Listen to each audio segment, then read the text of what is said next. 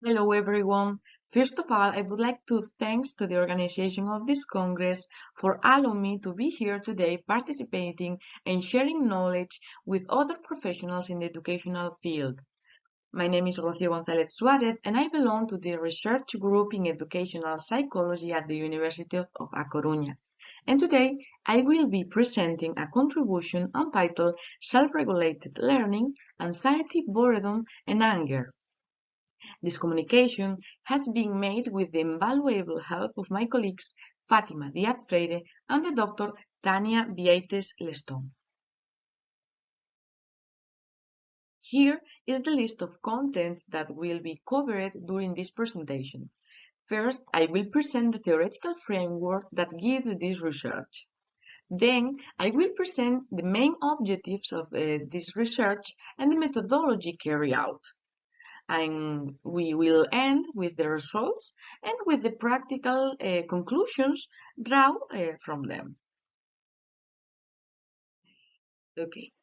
For decades, many investigations have focused on the study of academic motivation and self-regulation of learning because we know that is a possible determinants of task execution and thus determinants of the related academic results. But currently, the approach to the academic motivation and self-regulation of learning is moving away from an isolated exploration to incorporate an integrative approach.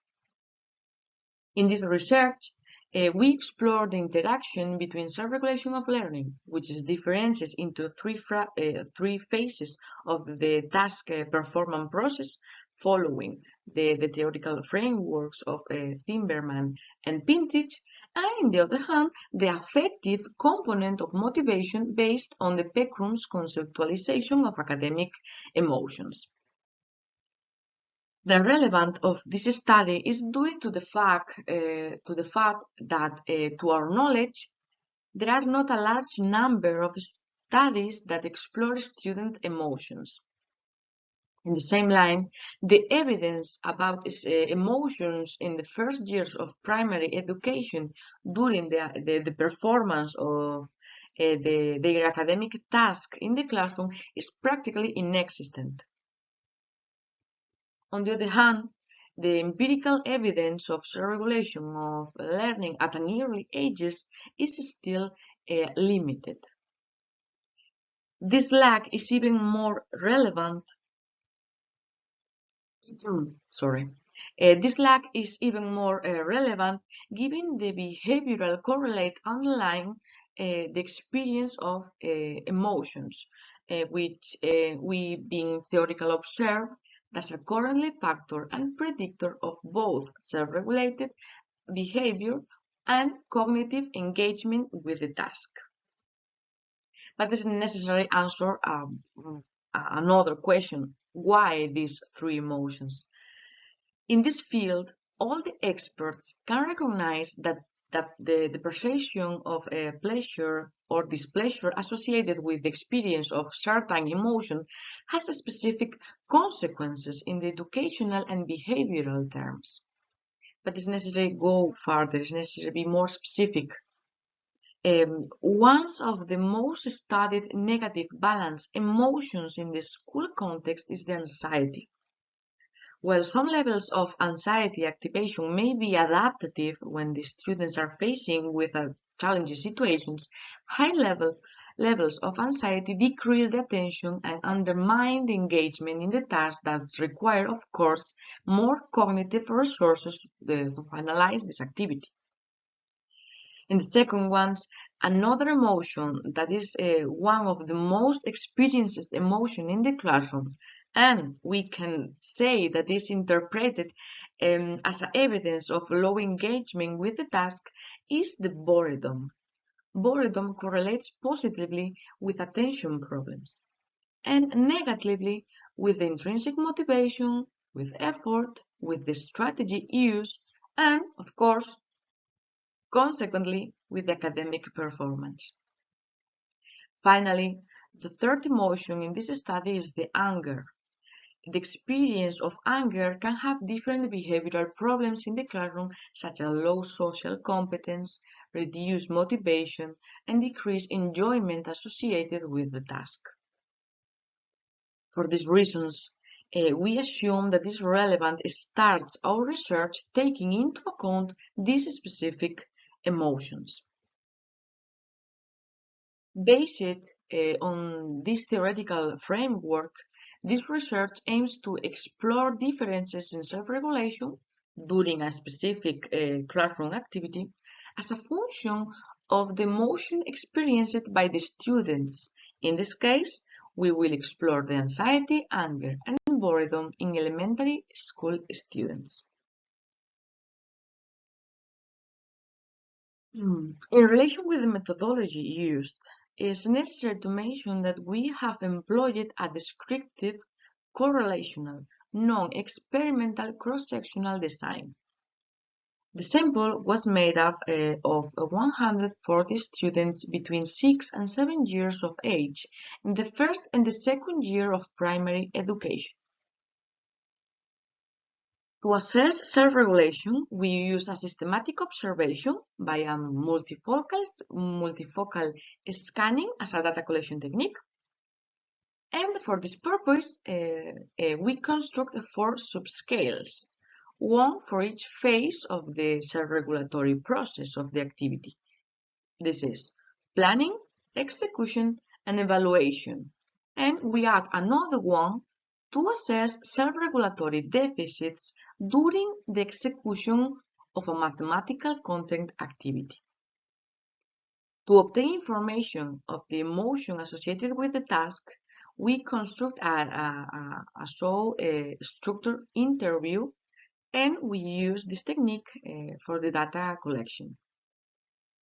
In relation with the process, we establish the contact with the different primary schools in the region of A Coruña and try to guarantee the confidentiality of the information and the anonymity of the participants. Once the participation of the schools has been more or less agreed, we proceed to send the parents' consent form. After receiving these consents from the families, both the observation and the interview were implemented in 2 consecutive days for each classroom observed.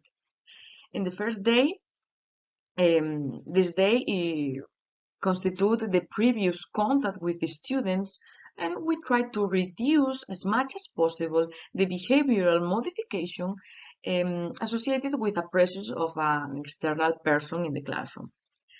On the second day, we record all the information from the observation and the interview in this mathematics session. Finally, to explore the statistical significance differences in self-regulation of learning as a function of the presence of one of these 3 emotions, we use the Mann-Whitney-EU statistical analysis trying to compare the average response. Now we're going to present the results of this study. First, in relation with the anxiety, the Mann-Whitney-EU analysis performed revealed that deficits in self-regulation can differ significantly as a function of math anxiety. As we can observe, students with higher range of self-regulatory deficits are those with higher anxiety associated with the task. On the other hand, in relation with the boredom, we found statistical differences in execution among the students who report getting bored in math class. This means that self-regulated behaviors being more frequent in students who report not getting bored during a math activity. Finally, in relation with the anger, we can found significant differences in the use of evaluation strategies as a function of reported anger for math tasks. As we can see, the use of activity evaluation strategies is higher among students who report anger when the results more or less are not what they are expected. As we can see, Students with greater self-regulatory deficits have higher rates of anxiety. We understand that it's necessary to intervene on student self-regulation to reduce these rates. We believe that the self-regulation strategies will help the students to have a greater control and that will prevent the anxiety. The key would lie in reducing uncertainty and ensuring knowledge of the process.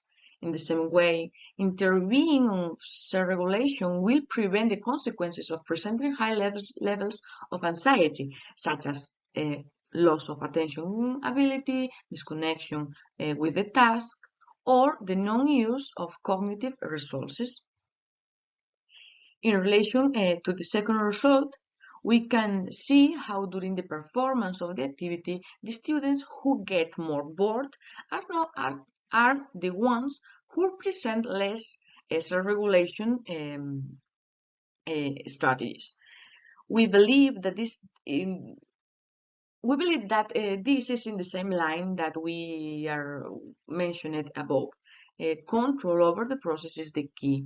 We understand that those students who do not control the process do not understand the activity and, in short, do not get involved in it. That is, they get bored because they are not connect with it. They do not connect with the activity and don't pay attention to because it's not necessary for them because this doesn't matter for them. Don't means anything for them. In relation with this, it would necessarily control the final evaluative part of the possible presence of pretexts or another justifications, more or less to try to swap these negative results. In relation with these emotions, we consider that it is necessary to strengthen two key aspects. On the one hand, it's necessary work in the explicit teaching of self-regulation strategies to expand the control over the task. On the other hand, it's necessary to work openly on the other motivational components, such as the learning goals or the self-efficacy of the students. Because we understand that these variables have a direct effect on the interest and in the engagement shown by the student. In relation to the anger scores, students with higher evaluation emissions are those who present more anger associated with the task.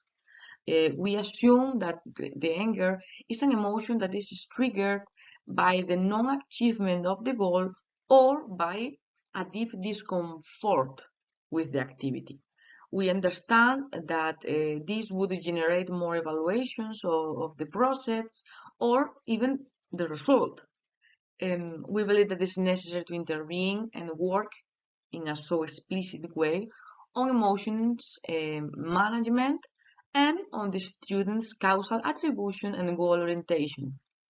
In this way, the mistakes and the process will be approached as something controllable and instructive. And we think that this approach is much more adaptive for learning. Here is the list of bibliographic references that I have used in this presentation. And here finalize my presentation. Thank you so much for your time and your attention.